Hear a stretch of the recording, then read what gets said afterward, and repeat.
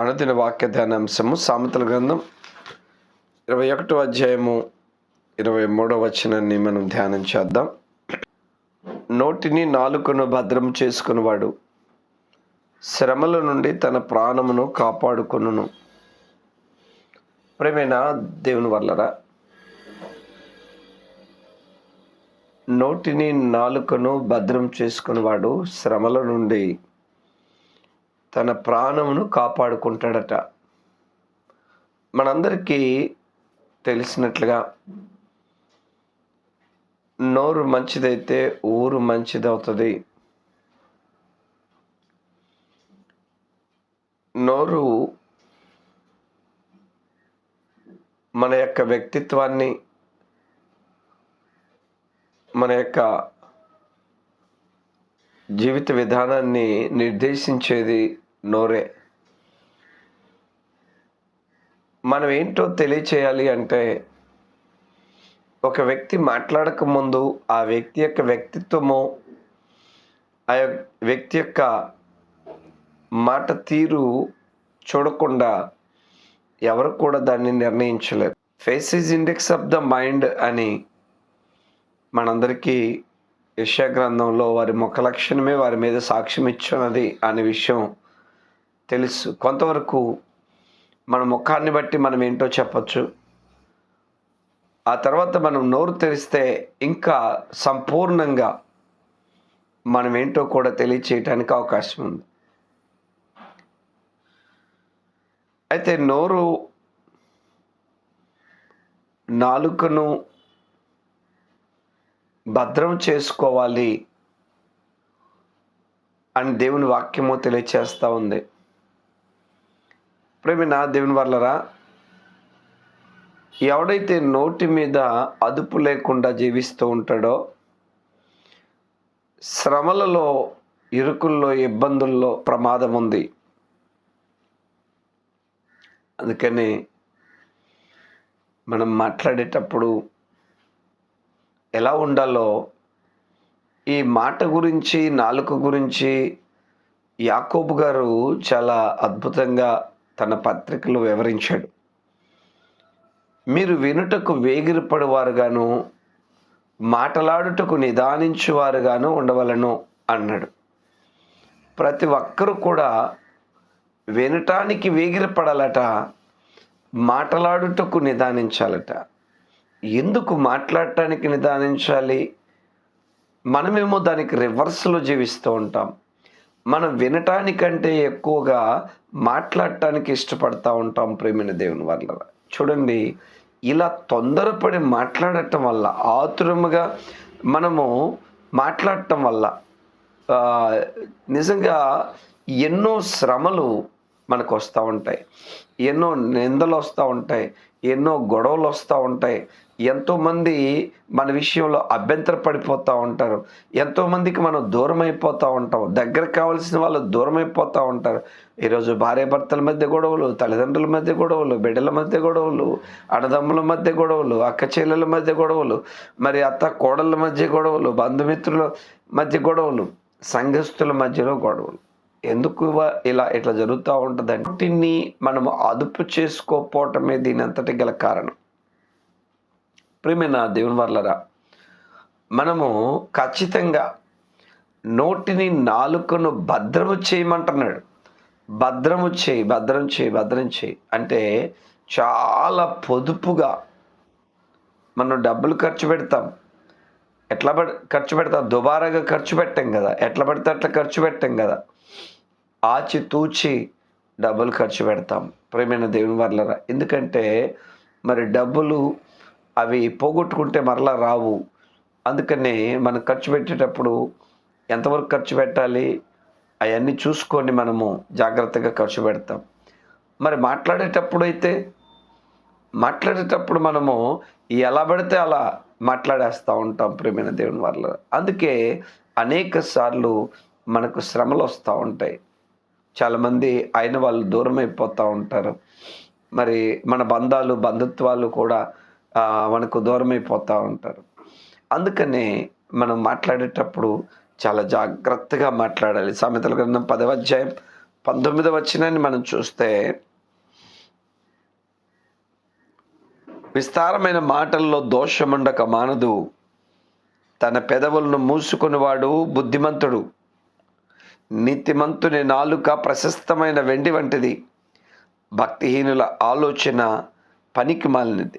నీతిమంతుని పెదవులు అనేకులకు ఉపదేశించును, బుద్ధి లేకపోవట చేత మూఢులు చనిపోవుదురు. ప్రియమైన దేవుని వర్లరా, విస్తారమైన మాటల్లో దోషముండక మానదు,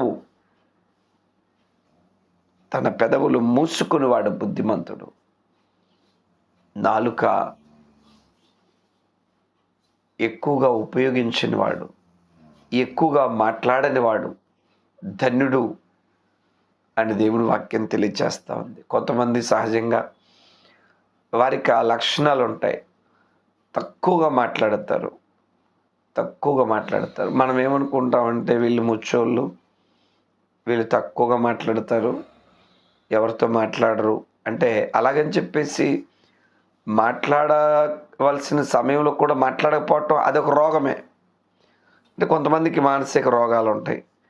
రోగాలు ఉన్న వాళ్ళు అస్సలు మాట్లాడరు, అవసరమైన చోట కూడా మాట్లాడరు, అది కూడా జబ్బే. కానీ మనం లిమిటెడ్గా మనం మాట్లాడాల్సిన చోట మనం ఖచ్చితంగా మాట్లాడాలి.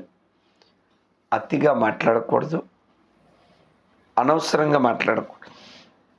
మాట్లాడని కూడని సందర్భాల్లో మనం మాట్లాడటం వల్ల, ప్రేమైన దేవుని వలన మనము మన యొక్క విజ్ఞతను మనం కోల్పోతూ ఉంటాం, ఎదుటి వారిని మనము కోల్పోతూ ఉంటాం, అనేక మంది మనకు దూరం అయిపోతూ ఉంటారు. ఈ లోకంలో మనం బ్రతికున్నప్పుడు అందరికీ దూరమై బ్రతకటానికి కాదు మనం ఉన్నది, అందరితో కలుపుకొని వెళ్ళమని దేవుని వాక్యం తెలియచేస్తూ ఉంది. అందరినీ ప్రేమించమంటా ఉంది, అందరితో సమాధానం కలిగి ఉండమని చెప్తా ఉంది. అందుకనే ప్రేమిన దేవుని వల్లరా, తన పెదవులను కాచుకున్నవాడు బుద్ధిమంతుడు అంటున్నాడు. పెదవులను కాచుకోవాలి, వాటిని జాగ్రత్తగా ఉపయోగించాలి, అవసరమైనప్పుడే ఉపయోగించాలి, అనవసరంగా ఉపయోగించాలి. సామెతల గ్రంథం 13వ అధ్యాయం 3వ వచనాన్ని కూడా మనం చూస్తే, తన నోరు కాచుకున్నవాడు తన్ను కాపాడుకొను, ఊరకొనక మాట్లాడేవాడు తనకు నాశనం తెచ్చుకొను. తన నోరు కాచుకున్నవాడంట తను తాను కాపాడుకుంటాడు. కాచుకోవటం, ఇవి ఇంటిని కాచుకుంటారు, ఒంటిని కాచుకుంటారు, గేదెలను కాచుకుంటారు, ఎడ్లను కాచుకుంటారు, గొర్రెలను కాచుకుంటారు, ఇంట్లో వస్తువులను, పొలాలను, స్థలాలను. కానీ నోటిని కాచుకోవటం ఎవరికైనా తెలుసా? నోటిని కాచుకోవాలి అనే థాట్ ఎవరికి వస్తుంది? ప్రేమైన దేవుని వల్లరా, నోటిని కాచుకున్నవాడు ఏమంట, తను కాపాడుకుంటున్నాడట. నోటిని కాచుకోకపోతే తాను కోల్పోతున్నాడు. గుర్తుపెట్టుకోండి, నువ్వు కాపాడబడాలి అంటే నీ నోటిని కాచుకో, నీ నాలుకను కాచుకో. అప్పుడు నిన్ను నువ్వు కాపాడుకుంటావు. నిన్ను పోగొట్టుకోవాలి అనుకుంటే వాటిని నువ్వు కంట్రోల్ చేయాల్సిన అవసరం లేదు, కాపాడుకోవాల్సిన అవసరం లేదు. అప్పుడు ఎట్లాగైనా వాటిని వదిలేసేయచ్చు. కానీ అలా బ్రతకటం ఎవరు ఇష్టపడరు కదా. నీ జీవితం బాగుండాలి, నీ పరిస్థితులు బాగుండాలి అంటే నీ నోటిని, నాలుకను అదుపు చేసుకోవటం అనేది ఎంతైనా మంచిది. సామెతల గ్రంథం 18వ అధ్యాయము 21వ వచనం, జీవ మరణములు నాలుక వశం, దాని యందు ప్రీతిపడువారు దాని ఫలము తిందురు. ప్రేమైన దేవుని వల్లరా, జీవ మరణములు నాలుక వశం. ఒక వ్యక్తి చావాలన్నా అవంతా కూడా నాలుక వశంలోనే ఉన్నదట.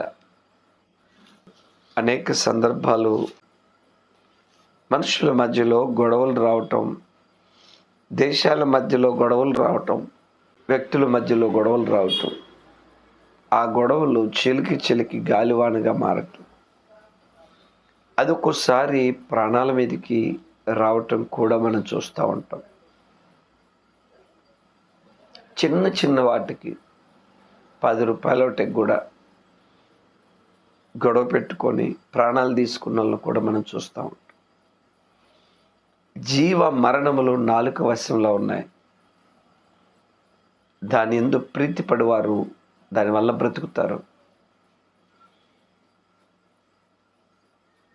మనము ఎలా మాట్లాడాలో, ఏం మాట్లాడాలో తెలియకపోతే ప్రియమైన వారలారా, మనల్ని మనం కోల్పోతాం.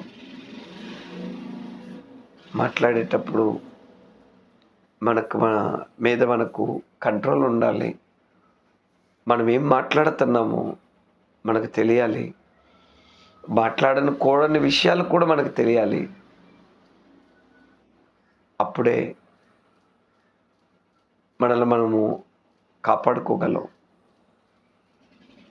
కీర్తన 39వ అధ్యాయము 1వ వచనం, నా నాలుకతో పాపము చేయకుండానట్లు నా మార్గములను జాగ్రత్తగా చూచుకుందును. భక్తిహీనులు నా ఎదుట ఉన్నప్పుడు నా నోటికి చెక్క ఉంచుకుందును అనుకుంటుని. నేను ఏమీ మాట్లాడక మౌనినైతిని. క్షేమమును గూర్చేయను పలుకక నేను మౌనముగా ఉంటిని. ప్రేమైన దేవుని వల్లరా, నా నాలుకతో పాపము చేయకున్నట్లు, పాపము అనేక రీతులుగా మనకు ప్రాప్తిస్తూ ఉంటుంది. పాపం వచ్చే మార్గాల్లో నాలుక ద్వారా పాపం, కంటి చూపు ద్వారా పాపం, హృదయ తలంపు ద్వారా పాపం, మన యొక్క అవయవాల ద్వారా పాపం. ఇట్లా పాపము అనేక రీతులుగా మన దాకా రావటం అనేది మనకు తెలుసు. అయితే పాపం నుంచి ఎలా బయటపడాలి, పాపానికి మనం ఎలా దూరం అవ్వాలి అంటే, పాపము మనకు ప్రాప్తించే మార్గాలలో నాలుక ఒకటి. అందుకనే నా నాలుకతో నేను పాపము చేయకున్నట్లు. చాలామందికి నాలుకతో పాపము అని తెలియదు, చూపులతో పాపం ఉందని తెలియదు, హృదయ తలంపులతో పాపం ఉందని తెలియదు. ఇవన్నీ దేవుని వాక్యము తెలియచేస్తుంది. ప్రభువైన యేసుక్రీస్తు తెలియచేశాడు. ప్రేమైన దేవుని వాళ్ళరా, ఇవన్నీ కూడా లోకంలో మనకెవరు చెప్పరు. లోకము ఒకవేళ తప్పు అని ఎంచితే దేన్ని తప్పు అంటది, దేన్ని పాపం అంటది? ఇద్దరు వ్యక్తులు కలిసి చేసేది వ్యభిచారము అని లోకం అంటే, ప్రభువైన యేసుక్రీస్తు అన్నాడు, ఒక వ్యక్తి తన హృదయంలో మోహపు తలంపులు కలిగి ఉన్నా కూడా అది పాపమే అని. ప్రభువైన యేసుక్రీస్తు హృదయ రహస్యాలను ఎరిగిన మహానుభావుడు ఆ విషయాన్ని తెలియచేసి ప్రపంచాన్ని అబ్బురపరిచాడు. పాపము ఎన్ని రీతిలుగా వస్తుందో చూడండి. పాపానికి మూలాలు ఎక్కడున్నాయో చూడండి. రేపు వీటన్నిటిని బట్టి తీర్పు తీర్చిపోతున్నాడు. హృదయాంతరంగములో జరిగే వాటిని ఆయన బయటకు తీయబోతున్నాడు. అందుకనే పాపము జరగకుండా ఉండాలి అంటే, పాపమునకు వేరే బ్రతకాలి అంటే, ప్రేమైన దేవుని వాళ్ళరా, మరి నా నాలుకతో నేను పాపము చేయకున్నట్లు నా మార్గములను జాగ్రత్తగా చూసుకుంటాను. నాలుకతో పాపం చేయకుండా, ఏ అవయవాలతో, ఏ హృదయ తలంపులతో నేను పాపం చేయకుండా ఉండాలి. జాగ్రత్తగా చూసుకుంటాను. భక్తిహీనులు నా ఎదుట ఉన్నప్పుడు నా నోటికి చెక్క ఉంచుకుంటూ, దేవుని ఎరగని వాళ్ళు నా ఎదుట ఉన్నప్పుడు నేను ఎలా పడితే అలా మాట్లాడకూడదు. ఎందుకంటే అది దేవునికి మహిమకరమైంది కాదు, దేవునికి అవమానకరమైంది. నీవు ప్రత్యేకింపబడిన వాడవు, ప్రత్యేకింపబడిన దానవు. దేవుణ్ణి అవమానపరచకూడదు. దేవుని ఎరిగిన నువ్వే, ప్రార్థనకి వెళ్ళే నువ్వే నీ నోటి మీద అదుపు లేకపోతే అది దేవునికి అవమానం అవుతుంది. 41వ కీర్తన 3వ వచనం, యెహోవా నా నోటికి కావలి ఉంచుము, నా పెదవుల ద్వారమునకు కాపెట్టుము. నా నోటికి కావలి ఉంచుము, నా పెదవుల ద్వారమునకు కాపెట్టుము. నా నోరు, నా పెదవులు అవి భద్రం చేయబడాలి. వాటి మీద నాకు కంట్రోల్ ఉన్నట్లుగా నాకు సహాయం చేయమని అడుగుతున్నాడు. ప్రియమైన దేవుని వల్లరా, వాటిని నేను అదుపు చేయగలిగే విధంగా నాకు శక్తిని అనుగ్రహించమంటున్నాడు. ఈరోజు ప్రతి ఒక్కరూ ఇలాంటి ప్రార్థన మనం చేయాలి. ఎందుకంటే మన మీద మనకు కంట్రోల్ ఉండాలి, స్వాధీనం చేసుకోవాలి. మత్తయి సువార్త 12వ అధ్యాయము 37వ వచనం, నీ మాటలను బట్టి నీవు నీతిమంతుడవని తీర్పు నొందుతావు, నీ మాటలను బట్టి అపరాధి అని తీర్పు నొందుతావు. నువ్వు మంచివాడివో చెడ్డవాడివో తీర్పు ఎలా వస్తుంది? నువ్వు నోరు తెరిస్తే కదా వచ్చేది. ప్రభుని యేసుక్రీస్తు పిలాతు ముందు నిలబడ్డప్పుడు పిలాతు అడుగుతున్నాడు, నువ్వు నోరు తెరవా? నిన్ను శిక్షించుటకు తప్పించుటకు నాకు అధికారం ఉందని నీకు తెలియదా? నువ్వు నోరు తెరకపోతే నేను ఎలా జడ్జిమెంట్ ఇవ్వాలి? వాళ్ళు చెప్పిన దాన్ని బట్టి ఇవ్వాలా? అలా ఇవ్వలేను. నువ్వు నోరు తెరిస్తే నీ మాటను బట్టి నేను జడ్జిమెంట్ ఇవ్వగలను. ప్రభు అన్నాడు. ప్రేమైన దేవుని వల్లరా, ప్రభువును మాట్లాడించడానికి పిలాతు ప్రయత్నిస్తున్నాడు. ప్రభు మాట్లాడిన మాటలు పిలాతు విన్న తర్వాత ఆయన మాటల్లో ఎక్కడ కూడా దోషము కనిపించలేదు. అందుకే దేవుని వాక్యం అంటుంది, ఆయన పాపము చేయలేదు, ఆయన నోట ఏ కపటము కనబడలేదు. పాపం చేయలేదట. నోటి ద్వారా పాపము చేయించటానికి ఎన్నో ప్రయత్నాలు జరిగినాయి. ఆయన మీద ప్రయోగాలు చేశారు. ఏదో ఒక విధంగా ఆయన పట్టుకోవాలని ఆయన మాట్లాడించటం ప్రారంభించారట. ఆయన్ను ఎలాగైనా సరే తప్పుపట్టాలని. లోకాసువార్త 11:53-54లో ఆయన అక్కడ నుండి వెళ్ళినప్పుడు శాస్త్రులు పరిసయ్యులు ఆయన మీద నిండా పగబట్టి ఆయన మీద నేరం మోపవలనని ఉండి ఆయన నోట నుండి వచ్చు ఏ మాట అయినను పట్టుకొనుటకు పొంచి వెదకుచ్చు చాలా సంగతుల గురించి ఆయన్ను మాట్లాడింపసాగిరి. చాలా సంగతులను గురించి ఆయన మాట్లాడటం విన్నారట. మాట్లాడించడానికి ప్రయత్నం చేశారట. కానీ ఆయన దోషం లేని మాటలు మాట్లాడేవాడు. ఆయన ఎక్కడ కూడా వాళ్ళకు తావివ్వలేదు. ఆయన మాటల్లో దోషం ఉంది అని వాళ్ళు తీర్పు తీర్చలేకపోయారు, దొరకలేదు. ఆయన అవకాశం ఎవరికి ఇచ్చేవాడు కాదు. పాపానికి తావిచ్చే అనేకమైన ఫ్యాక్టర్స్లో నాలుక ఒకటి. కీర్తనకారుడు, నా నాలుకతో నేను పాపం చేయకుండా ఉండాలి అన్నాడు. సులభంగా పాపంలో పడేసేది నాలుక. నాలుక చిన్న అవయవమే, అది మన అవయవంలో ఉంచబడిన పాప ప్రపంచం. అది సర్వ అవయవాలన్నిటినీ కూడా పాడు చేస్తుంది.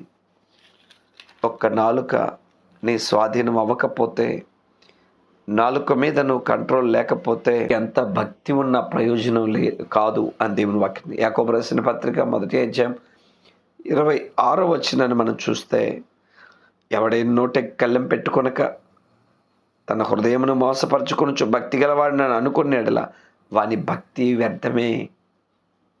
వాని భక్తి వ్యర్థమే. నోటి కళ్ళెం పెట్టుకోవాలట. భక్తి కలిగినోడు నోరు అదుపులో ఉండాలట. ప్రార్థన చేసే నోరు రోడ్డెక్కి తిట్టకూడదు, అనవసరంగా మాట్లాడకూడదు, వ్యర్థమైన మాటలతో కాలం గడపకూడదు. ఎందుకంటే అది ప్రార్థించే నోరు. ప్రేమైన దేవుని వల్లరా, ఇక 3వ అధ్యాయానికి వస్తే యాకోబు రాసిన పత్రికలో ఇక నాలుకను గురించి 26వ వచనం నుంచి అనేక విషయాలు, 2వ వచనం నుంచి 13వ వచనం వరకు అనేక విషయాలు ఆయన తెలియజేస్తూ ఉన్నాడు. సో నాలుకకు కళ్ళెం వేయమన్నాడు. ఒకవేళ వేయకపోతే అది నేను తగలబెడుతుంది, అది నేను దహించేస్తుంది. నీ నోటిలో నుండి శాపవచనాలు, ఆశీర్వచనాలు రెండూ రాకూడదు. శాపానికి తావుండకూడదు. కృతజ్ఞతావచనమే కానీ బూతులు, సరసోక్తులు ఇవేవి మాట్లాడకూడదు. కనుక ప్రార్థించే నోరు పరిశుద్ధంగా ఉండాలి. కృతజ్ఞతావచనాలు, ఆశీర్వచనాలు మన నోట రావాలి, కానీ వ్యర్థమైన మాటలు మాట్లాడకూడదు. నోటిని పరిశుద్ధంగా ఉంచుకోవాలి. నీ పెదవుల గుండా బయలు వెళ్ళే మాటలు జాగ్రత్త అంటున్నాడు. అందువల్ల ప్రతి ఒక్కరు కూడా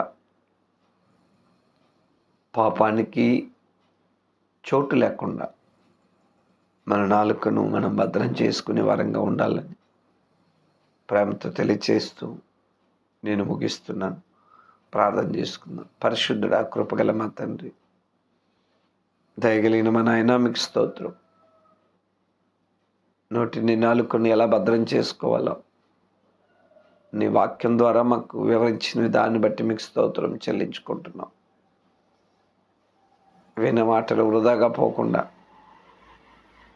ఆ మాటల ప్రకారం మేము జీవించగలిగే జీవితాన్ని దయచేయండి. ఈ దినమంతట్లో మేము చేసే ప్రతి పనుల ప్రయాణంలో సమస్తంలో నీ కృపతోడై నడిపించి మీరు మహిమ పొందుకోమని, నీ రెక్కల నీడలో మమ్మల్ని భద్రపరచమని, దుష్టుని దూరపరిచి అయా నీ కృపలో మమ్మల్ని నడిపించి మీరు మహిమ పొందుకోమని మా ప్రియుడు, మా రక్షకుడైన క్రీస్తు యేసు నామమున ఈ ప్రార్థన వేడుకొంచున్నాము తండ్రి. ఆమేన్.